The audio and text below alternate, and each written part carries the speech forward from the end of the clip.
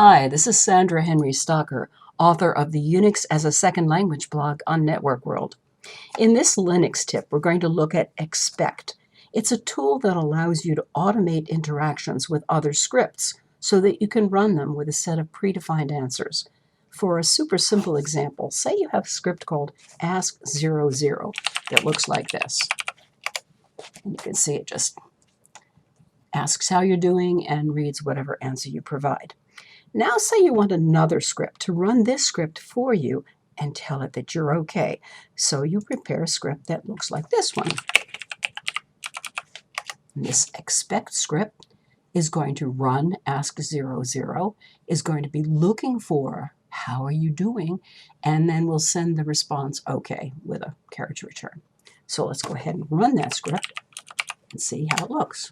As you noticed, all I had to do was type exp00, and it ran the other script and provided the answer, and we were done.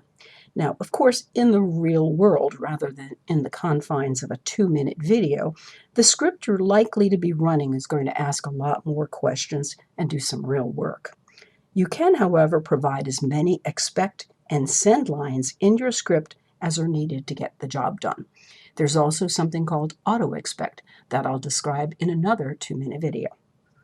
Well, that's your Linux tip for Expect. If you have questions or would like to suggest a topic, please add a comment below. And don't forget to subscribe to the IDG Tech Talk channel on YouTube. If you like this video, please hit the like and share buttons. For more Linux tips, be sure to follow us on Facebook, YouTube, and networkworld.com.